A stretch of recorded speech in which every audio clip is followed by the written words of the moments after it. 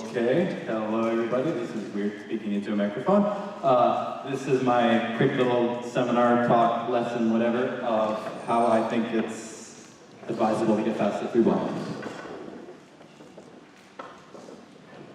Clicker.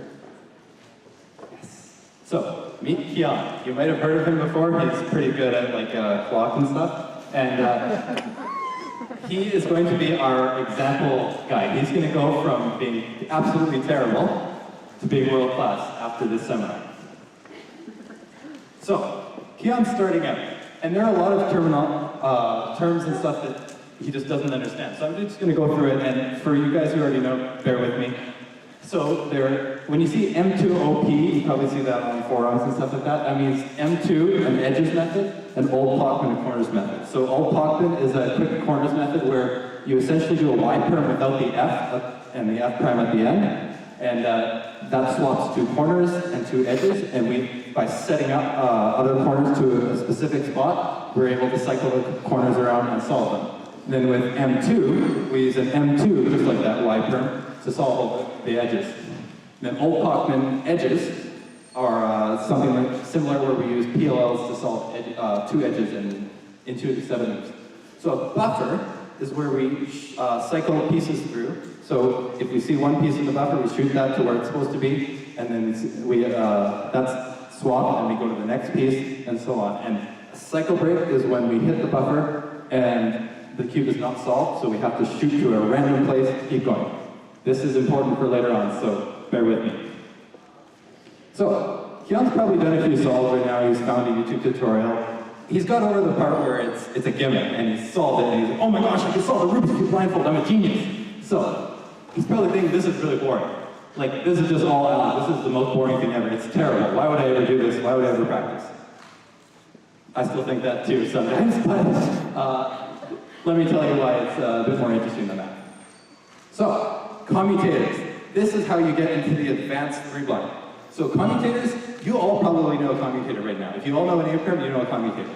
So the basic notation for commutators, and I'm going to get into what a commutator is first, but I want to show you what the notation is. So if you ever see a notation like that, in those little parentheses, we turn it into that. So we have one part A, comma, B, and then usually we do A, do B, then we do the opposite of A, then we do the opposite of B.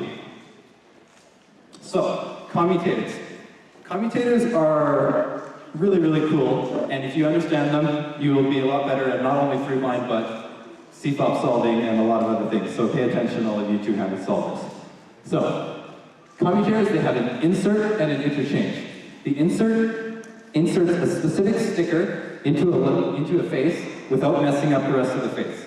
So, if you guys want to try this with with a cube that you probably have in your hands right now, try that insert right there on the top right.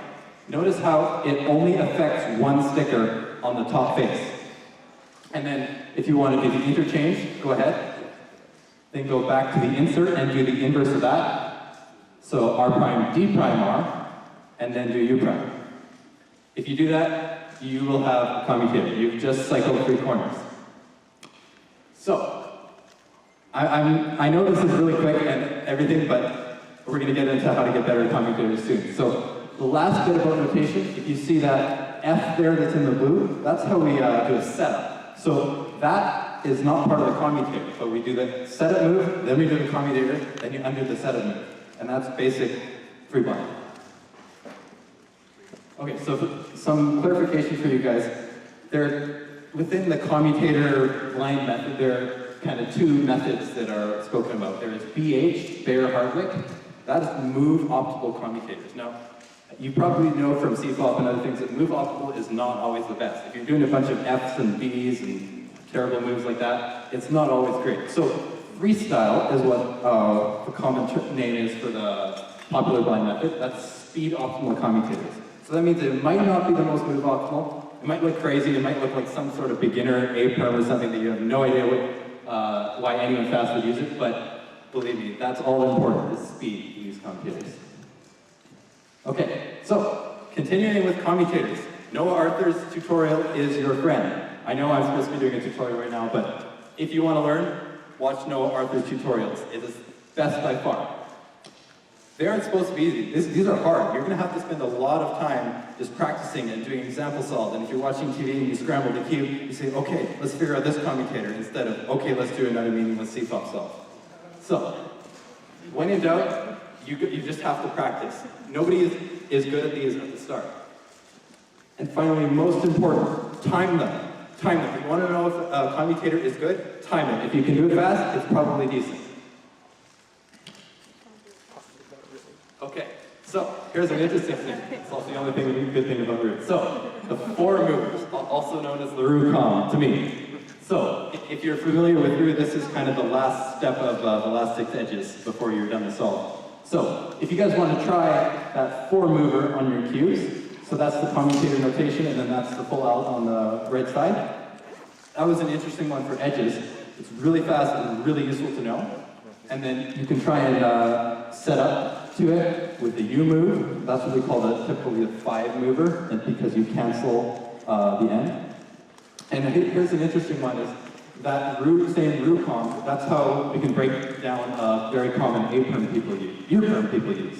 So if you guys look at that U-perm, that's how we write it in commutator notation. And you guys probably already know that because it's really common.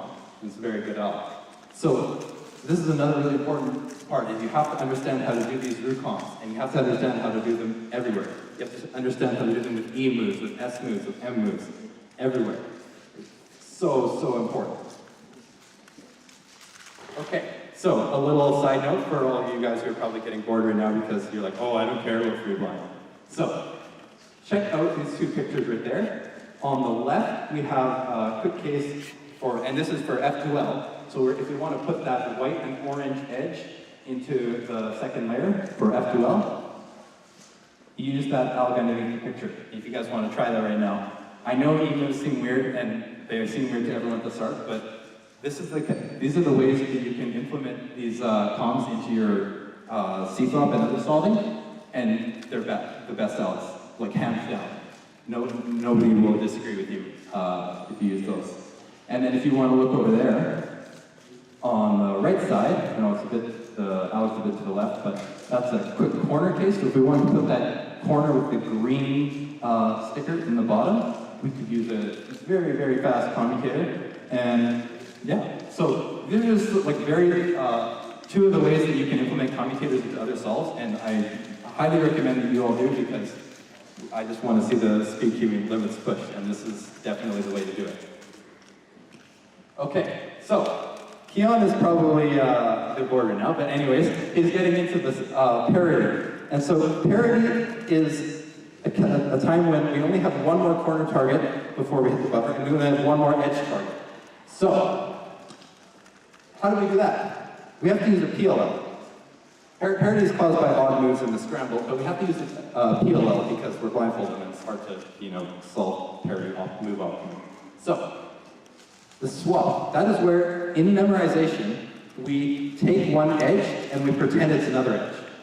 So essentially we set up so that there are 2 edges swapped. And because if you did that when you have no parity, if you swap 2 edges when you have no parity, then you would get a case, you wouldn't be able to finish. But when you do have parity and you swap 2 edges, then you'll be able to finish normally with only edge commutators. And then you can go to corners and you can finish with some sort of PLL or old pop in out or something. Now, you see here, the 2 last layer of 3 blind. So, there's an interesting thing is that we're not really doing parity. Like, I'm not doing parity, I don't know. This is what I use, but I'm not doing real parity. There's only one man in the world who does real parity, and that's Gianfranco Conti. So, full parity is essentially where we swap any edge and any corner. So, if you have the last corner target from your buffer, and then you have an out for every single edge target that would go along with that. So if you guys want to think about that, that's like 420 outs. It's like the ZBLL, Canadian, of 3 blind.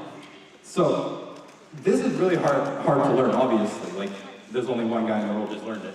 And the reason that he's learned it instead of just doing this swap is because technically the swap will sometimes give you extra outs. And I'm not going to go too deep into the math, but basically about 50% of the time, you'll have to do an extra commutator to set up for the swap. And that's why it's debatably slower, but also full parity like ZBLL is probably not optimized, so the benefits of each are still arguable. But if you ever see anyone mention full parity, that's what it is.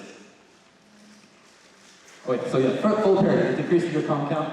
It's like ZBLL basically. It's really, really fun. Like I know a few, it's very fun, and if you guys want to get into that, you could definitely try it, but I don't recommend learning it at all until you've basically done everything. If you're at the point where you're just, you know everything, you're like crazy world class, and you want to try it, go for it, but up until then, it's just, there's so many other things you can do. It's just like learning ZBLL when you're sub 30. It's not worth it. Okay, so how to make your own luck. Because free blind, if you haven't figured it out already, is a really luck-dependent event. Like everything, it's all Alex. It's like square one or something. It's a lot of Alex.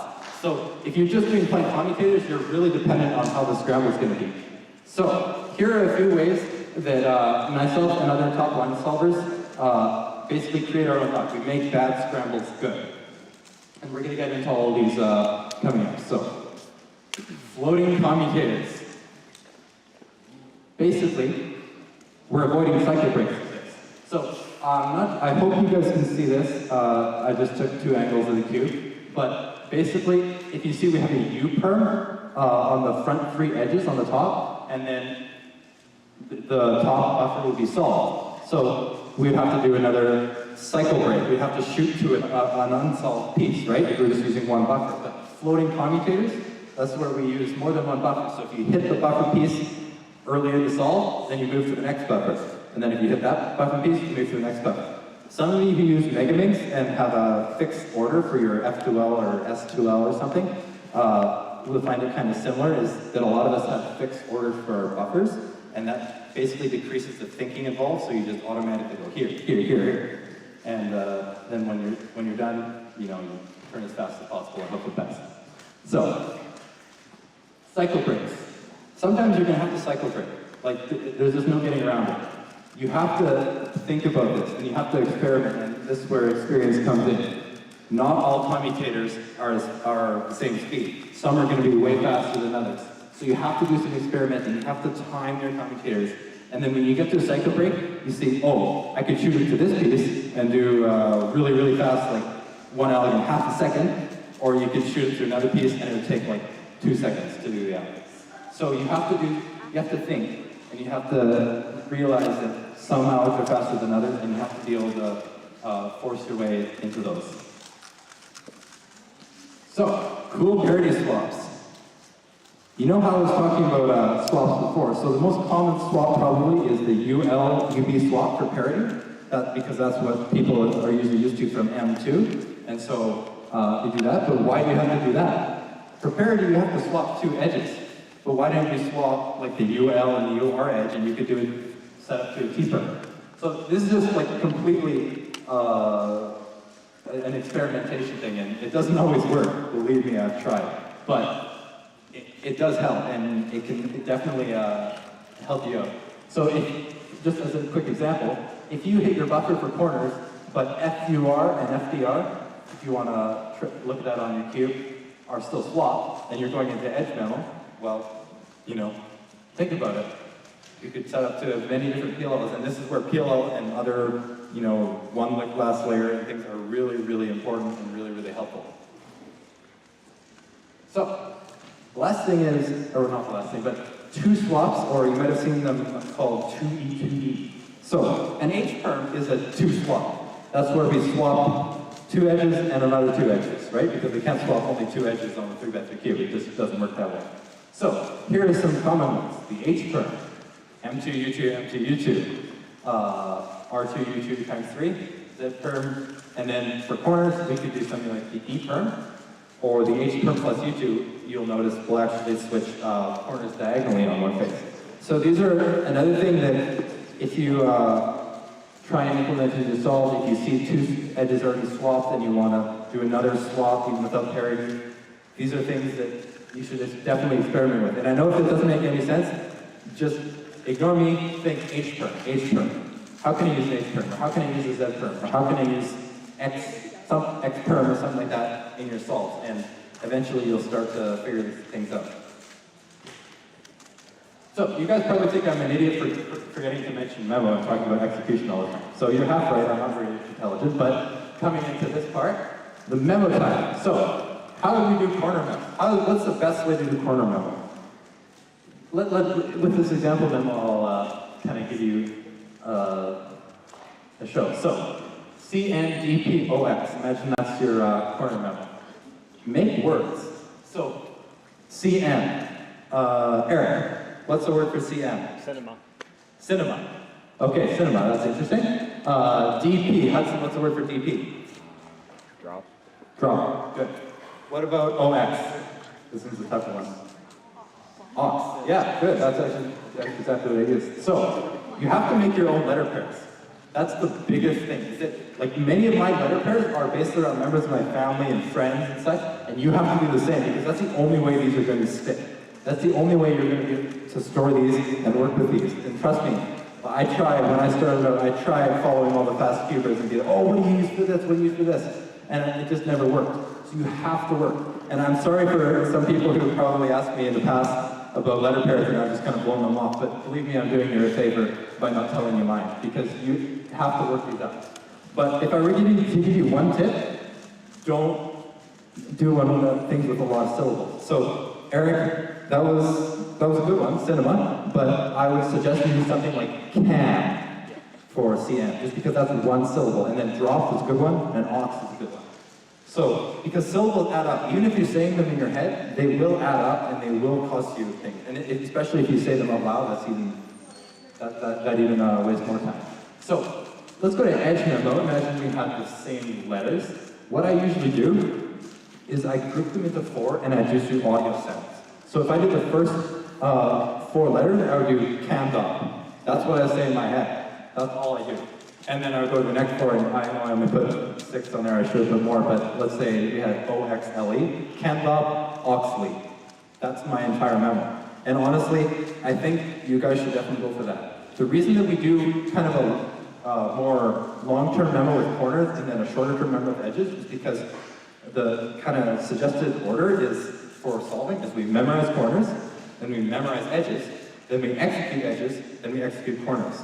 And because we're executing edges right after we memorize them, it's better to do kind of a short-term audio, but with corners, it's better to do slightly long-term just to keep it in your head. Because pure audio sounds for the whole thing, it's pretty hard, especially when you have background noise and such. So the final thing is, and I'm not going to go into much detail, is experiment with visual memos. So visual memo is where we're not actually memorizing these letters or anything. So this is really useful for flipping edges or twisting corners when you're not really memorizing like a certain letter pair or anything, and you just say like, oh, I have to do this flipping out, or I have to twist these 2 corners. And usually, if you're memorizing something visually, memorize it at the very end and then execute it immediately. So you do not want to forget that. That's like the #1 cause of all my DNS, is forgetting visual pieces. Okay, so let's get into a few advanced memo tricks. And first of all, I'm just going to say this is not important, like at all. You do not need to be doing this stuff until you're like sub 30 or even faster. But if you want to get into some things, 2-color memo. And we're going to show some examples of that. That's where you only look at 2 colors in the corner and you're able to guess what the 3rd color is, like on the back face. And that means you don't have to tilt the cube as much. And I know that doesn't seem like much if you're just starting out with line solving, but trust me, the tilts add up after a while. And then that's the thing is, move your hands quickly when you're taking the box off and when you're putting the blindfold on. And that's all there is, a lot of what advanced memo is. If you do those things, and if you just practice and practice and practice, you will definitely get your memo down to a very fast time. But honestly, just go practice commutative stuff. Way more important. You'll get way more improvement from just working on your execution. Okay, so here we have a couple of examples. So, if you see my orientation, I'm sorry, we're doing it in my orientation, is blue top, white front. And so if you guys could see that corner at the very top, could anyone tell me what the color on the back face might be? Just green. Yeah? Blue. Very good. So, yeah, these are just different ways we use to color. And then same with on the top one right now, on the right side. What is the color of that? Yellow. Yellow? Good. So yeah, you guys are pretty good at this already, and I think things like two-sided PLO recognition might help you. There are similar skills involved. So definitely try this out if you are looking to get into more kind of advanced memorization techniques. But as I said before, it's not important if you're just starting out. So, thoughts on buffers. So, you've probably heard, if you followed any sort of blind social media or just cubing social media, you've probably heard many arguments about what buffer should I use? What buffer is better? What buffer is faster? What buffer should I switch to? Blah, blah, blah. So, probably the main one, the main battle was the UF versus the DF buffer people. And I was on DF for a long time, so believe me, I know both sides of the argument. So the reason many people started with DF was because they used the M2 method, which means the DF was our buffer and we would shoot to the UP piece with an M2 and set pieces up to the UP piece. So DF is not a bad buffer. I'm not going to say like it's terrible, you should never use it. You can be very, very fast with DF. Like there is nobody in the world who has reached the spot with any other buffer where DF couldn't follow it with enough practice. So yeah, don't feel bad if you use DF.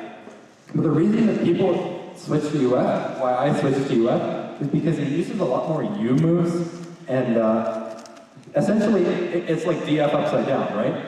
So when we use UF, we're able to use a lot more U moves, and a combination of U, R, and E moves is a lot faster than a combination of R, E, and D moves.